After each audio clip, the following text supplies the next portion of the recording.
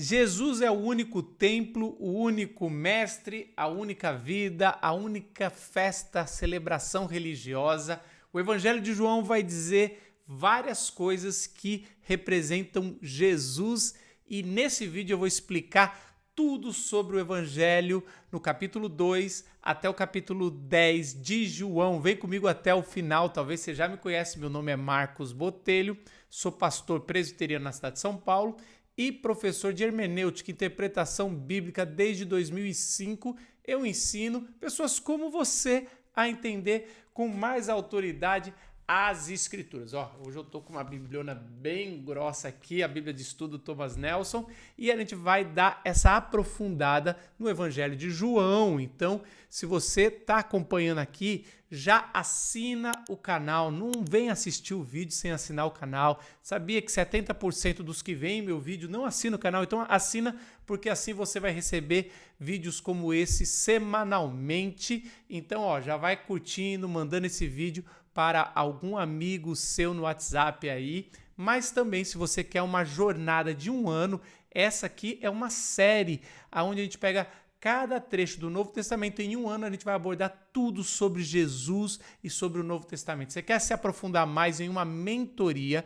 Eu separei e fiz uma aula que está na descrição desse vídeo aqui, onde você pode entender como você pode caminhar numa mentoria comigo, então vai lá também. Se você é líder de pequenos grupos, células, ou se você prega de vez em quando ou dá aula, é importante ter uma mentoria para interpretar melhor as Escrituras, tá bom?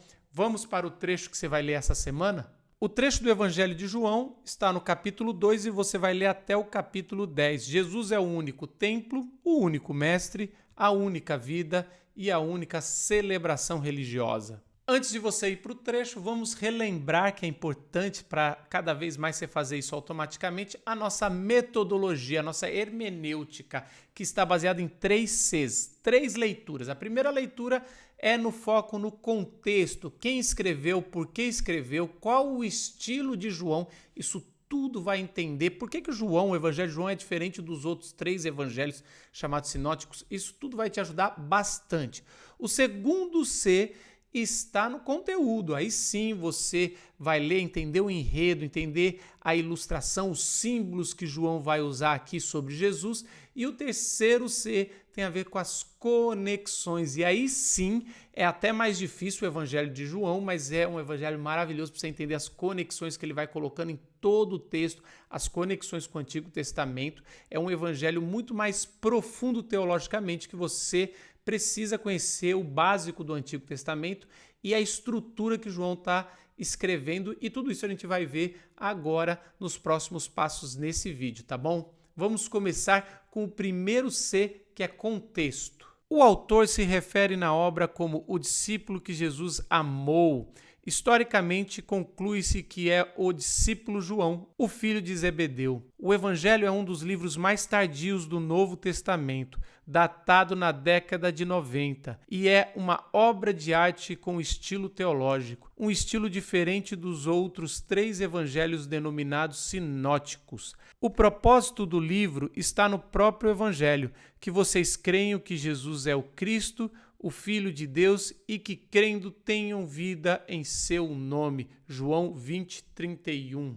Diferente de Lucas, no Evangelho, nós não temos o autor se apresentando de forma clara, mas toda vez que ele coloca o discípulo em quem Jesus amava, é um jeito dele falar dele mesmo, e fica meio claro que aqui é o discípulo João, filho de Zebedeu, o discípulo que vai morrer mais tarde, vai escrever esse texto bem mais tarde, fazendo dessa obra de arte uma obra teológica, diferente dos outros 3 evangelhos que a gente chama de sinótico, porque são muito similares na ótica, e para uma cabeça moderna como a nossa, ocidental, a gente entende ali que o Evangelho de Lucas, principalmente, mas Marcos e Mateus, ele tem a ordem cronológica de Jesus. João já não. João ele está montando uma obra de arte aqui para explicar que Jesus é filho de Deus e que a gente crendo nisso, a gente tem a vida eterna. O propósito está bem claro ali, isso facilita muito para a gente ler,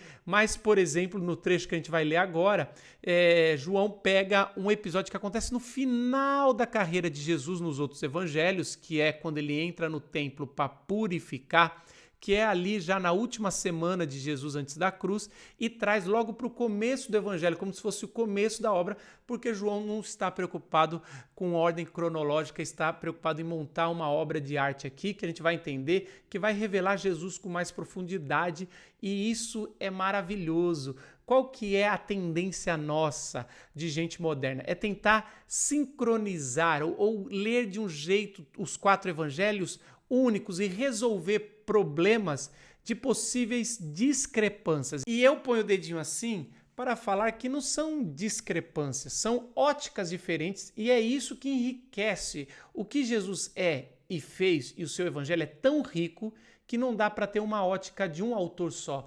Teve 4 autores falando, e isso é maravilhoso, sem pensar em Paulo, que é um 5º autor falando sobre o evangelho nas suas cartas, e isso é maravilhoso a gente ter toda essa dimensão, é como se o evangelho fosse visto em 3D, e por isso que você não deve tentar ficar sincronizando os evangelhos, ficar lendo uma história, essa aqui é a mesma daquela lá. Não, você tem que pegar o ponto de vista de um autor e fazer a teologia bíblica e depois você pode até tentar comparar alguma com a outra. Mas é importante você pegar um autor e entender o enredo dele, e isso é maravilhoso aqui quando você vai para esse tipo de obra de arte. Agora vamos dar uma olhada nesse conteúdo para entender em si o enredo, porque o conteúdo que você vai ler essa semana é muito rico. Conteúdo. Todas as histórias dos capítulos 2 a 12 têm o mesmo padrão básico. Jesus faz um sinal ou uma afirmação sobre si mesmo, e isso resulta em mal-entendido ou controvérsia. E assim, no final de cada história, as pessoas são forçadas a decidir quem elas pensam que Jesus é. A primeira sessão, capítulo 2 a 4, Jesus encontra 4 instituições religiosas clássicas, e a cada encontro Jesus mostra que é a personificação de cada uma dessas instituições. Jesus, a verdadeira festa de casamento, Jesus, o templo ressuscitado, Jesus, mais que um ensino, o nascer de uma nova vida, Jesus, o verdadeiro lugar sagrado, não mais a fonte de Jacó ou o templo. Nesse trecho que você vai ler, você vai ver um padrão de repetição se repetindo em cada história, e João faz por querer. Jesus começa fazendo um sinal, um milagre ou afirmando alguma coisa sobre si, aí as pessoas começam ou a não entender ou a discordar, e aí no final da história meio que João coloca uma decisão que as pessoas têm que tomar sobre quem Jesus é. E é exatamente isso que João está fazendo com nós leitores e mostrando que ou você entende que Jesus é Deus, o Filho de Deus ali, o Messias, e isso vai mudar tudo, ou você está rejeitando Jesus, e é essas histórias que vão ali acontecer. Começando com Jesus encontrando com instituições religiosas clássicas. A primeira é com o sinal de transformar água em vinho com o casamento. O casamento é uma instituição clássica desde o Antigo Testamento, que é comparada entre Deus e aliança com o seu povo, principalmente no profeta Oséias, mas outros profetas ali você vai ver eles colocando o casamento. O segundo encontro é o encontro que Jesus tem com o templo. Ele entra para purificar. Nos outros evangelhos eu já falei sobre isso, está lá no final e na verdade geograficamente ou cronologicamente está lá no final da história dele, mas João traz aqui porque ele está querendo fazer esses 4 paralelos com instituições religiosas, e ali Jesus declara claramente que se você destruir o templo, ele vai restaurar em 3 dias. Então ele é o novo templo, ele é o verdadeiro encontro entre os homens e Deus. O templo de Jerusalém é a figura que é um portal entre Deus e o homem, os céus e a terra, e Jesus vai declarar exatamente isso. E depois, no terceiro encontro, é com a instituição de ensino religiosa representada por Nicodemos, e ali ele vai falar que não é apenas um ensino, não vai ser por um outro rabino, ou ele não é um novo rabino, tem que nascer de novo, porque esse ensino é do alto.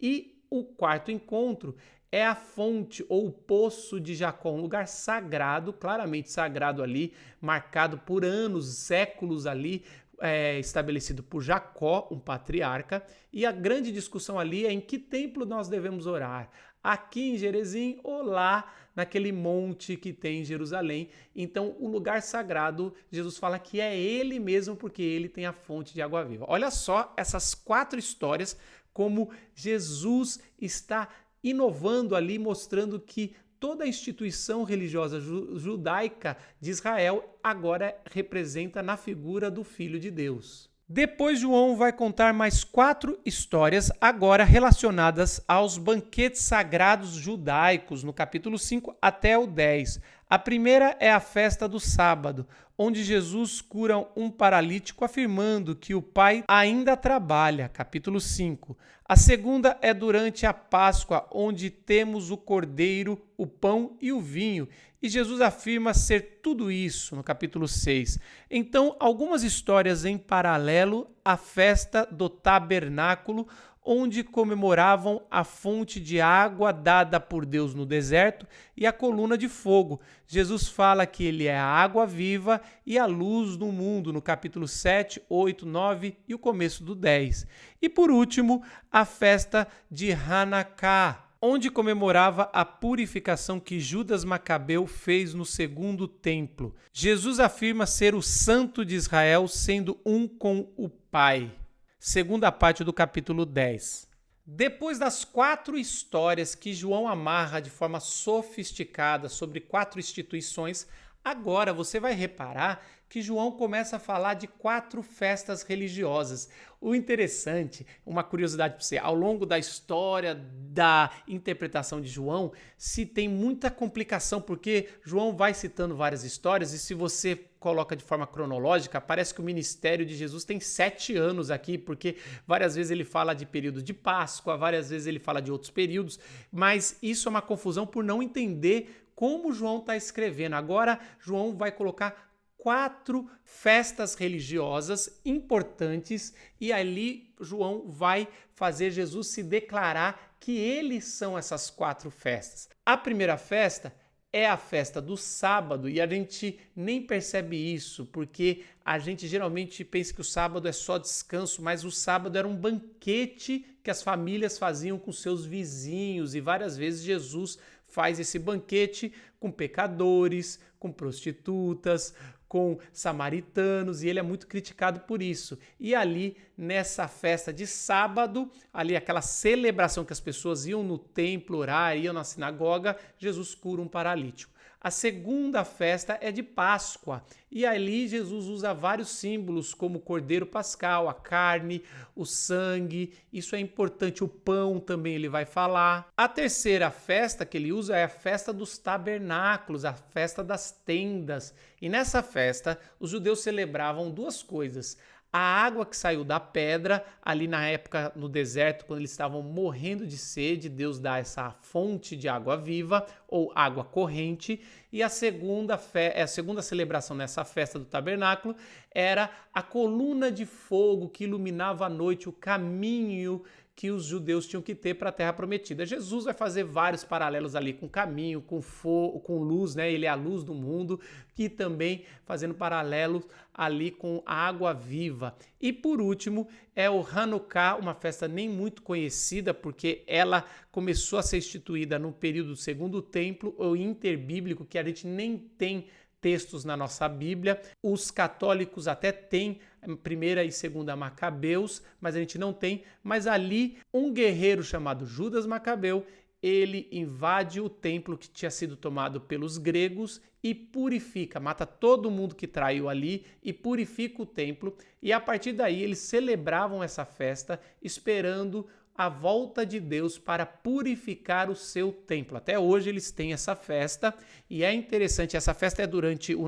nosso Natal mais ou menos, e essa festa até hoje eles esperam que Deus vá purificar o templo. E Jesus, e João ali vai fazer um paralelo muito claro, que ele é o lugar santo de Israel, ele é quem Deus trouxe para purificar. Então, o Israel, ou o povo de Deus, é purificado em Jesus Cristo, não em nenhum ato de violência e nem mesmo em nenhum lugar como o templo. Agora o povo é purificado em Jesus. Jesus é o verdadeiro santo, né, que é separado e purificado de Israel ali, agora do seu povo.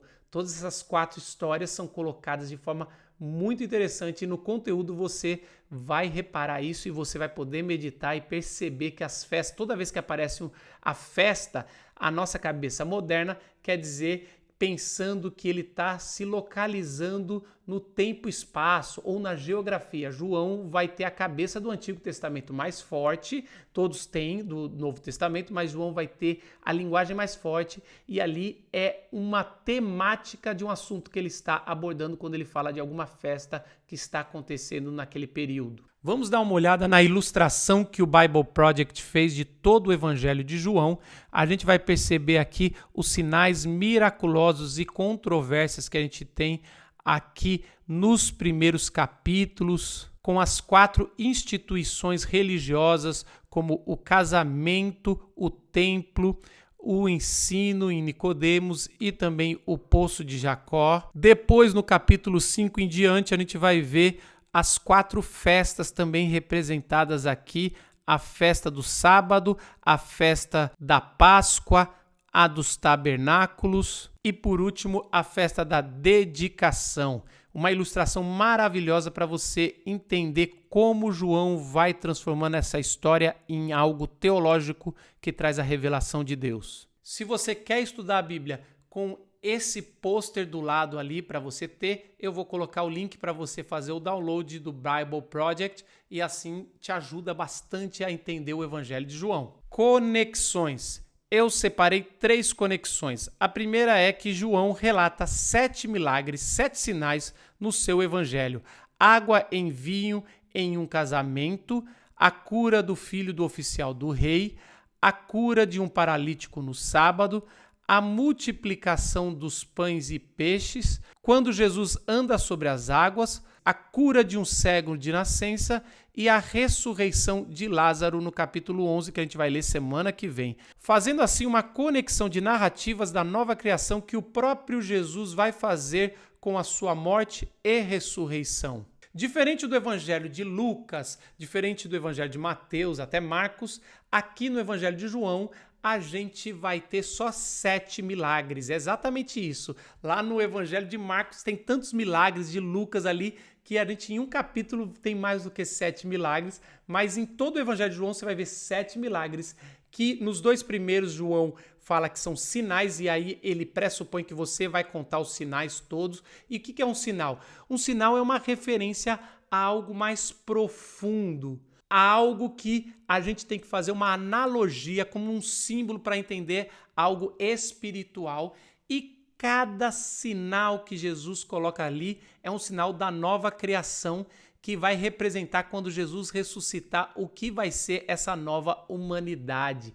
Então, você pode prestar atenção, toda vez que tem um milagre, tem um sinal ali forte que Jesus está trazendo algo especial que você vai poder ver ali sobre a nova criação. Eu fiz uma série que está no Right Now Media, é uma mídia para igrejas, que eu falo os 7 sinais da nova criação no Evangelho de João. Também tem lá, você pode tentar procurar um pouco mais essa série, mas mesmo assim, você meditando essa semana, você vai entender de forma mais profunda algo maravilhoso que Jesus está revelando aqui com esses 7 sinais ali. Lembra que eu falei que João gostava do número 7? Aqui você vai encontrar várias vezes o número 7 sendo repetido, e nesses sinais, nos milagres, aqui tem 7 para trazer sobre a perfeição da nova criação que Jesus vai trazer com a sua ressurreição. João faz a conexão entre Jesus e 4 instituições clássicas de Israel.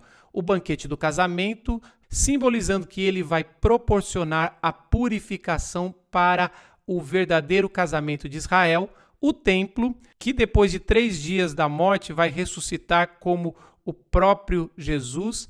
a instituição de ensino da Bíblia hebraica na figura de Nicodemos, mostrando que não é só sobre entender e sim nascer de novo, e os lugares sagrados, simbolizada na fonte de Jacó, mostrando que ele é a fonte de água viva. Deixa eu explicar essas 4 histórias que simbolizam 4 instituições clássicas religiosas lá em Israel, um pouquinho mais da história. Você lembra do primeiro milagre, o primeiro sinal ali que João fala, não necessariamente é o primeiro milagre de Jesus, mas é o primeiro dos sinais que ele está trazendo, e ali ele está falando da instituição casamento, algo muito importante na instituição judaica. Aliás, tem várias leis em Levítico dizendo que um casal novo, ele abre mão de várias coisas, principalmente ir para a guerra. Sabia que um noivo ali que tinha acabado de casar, ele podia ficar um ano sem ir para a guerra, porque essa instituição ela era muito valiosa entre 2 homens, e até porque nessa instituição foi colocado todo o símbolo de Gênesis 2, né? Que o homem e a mulher se unindo ali é a criação em si e que simboliza a união entre Deus e Israel. Israel é essa noiva, o povo de Deus é a noiva e Deus ali vai casar e unir uma só carne, uma só figura ali. Então toda essa instituição, Jesus ali naquela história no capítulo 2 vai mostrar que ele é o novo casamento. Então ele pega aquelas talhas que eram para purificação, então isso tem um símbolo muito forte, e usa para fazer o vinho. Então ele é o que vai purificar a noiva, ele está numa festa de casamento, ele transforma água em vinho, o verdadeiro vinho ali, ou o vinho que ele transforma é muito melhor, e tudo isso tem símbolos sobre essa nova instituição que Jesus é o verdadeiro casamento, o verdadeiro noivo. Depois ele vai purificar o templo, né? Então ele vai lá expulsar os salteadores ali da casa de oração, mas na verdade ele vai dizer que se eles destruírem o templo, né? Vamos lembrar que aquele templo é o segundo templo. Então o primeiro já tinha sido destruído, de Salomão, e aí eles foram para o exílio. Na volta eles construíram um templo que não era ainda o templo. As pessoas ainda choravam sobre a memória do templo verdadeiro de Salomão, e ali aquele templo de Herodes era com dinheiro de Roma. Então algo muito diferente, e ali Jesus vai falar, olha, você quer a reconstrução do templo? Não é esse templo aqui que Herodes está reconstruindo, é o meu corpo que vai ser reconstruído ou ressurreto em 3 dias. Então Jesus é o novo templo. Depois você tem uma longa conversa no capítulo 3 com Nicodemos, que era do Sinédrio, uma grande fonte de ensino da Torá, que eles diziam que era pelo conhecimento intelectual da Torá é que você iria renovar a sua mente, e aí você iria ter uma nova vida e ia trazer o Messias. E Jesus está dizendo que não é apenas por ensino, é um ensino, mas é nascer de novo. Se não nascer de novo, se não nascer do alto, não vai poder ver o reino de Deus, não vai ser habitante do reino de Deus. Então Jesus ele confronta a instituição de ensino dos rabinos e tudo mais. E o 4º confronto de instituição é ali na mulher samaritana, porque a gente foca muito na mulher, mas ele está diante de um poço sagrado ou de uma fonte sagrada, que é a fonte de Jacó. Quando você vai ler a história de Jacó, você vai ver no Patriarca que essa fonte é um lugar muito especial. E aí a discussão que eles têm, né, Jesus e a mulher, é sobre em qual lugar nós devemos adorar, né? Ali em Gerezim ou no templo sagrado. Os samaritanos não iam até Jerusalém para fazer a sua adoração. Isso de uma guerra, né, de uma separação que teve já na descendência ali de Salomão. Eles separaram entre Reino do Norte e Reino do Sul.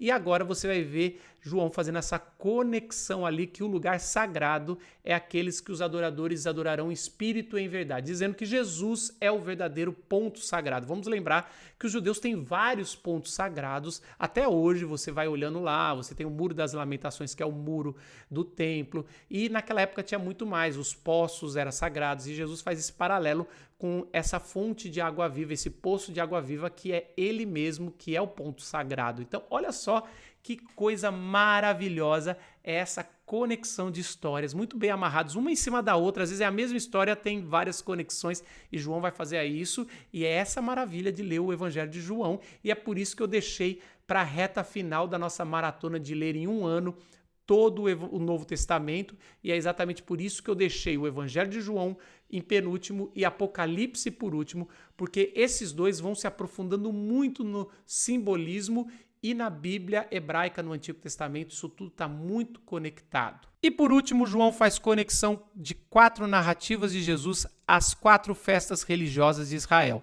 Na cura no sábado, Jesus fala que seu pai ainda está trabalhando, capítulo 5, versículo 17, fazendo uma conexão com Gênesis 1. Na festa da Páscoa, capítulo 6, versículo 51, uma conexão com a carne do cordeiro, o pão e o sangue, capítulo 6, versículo 55.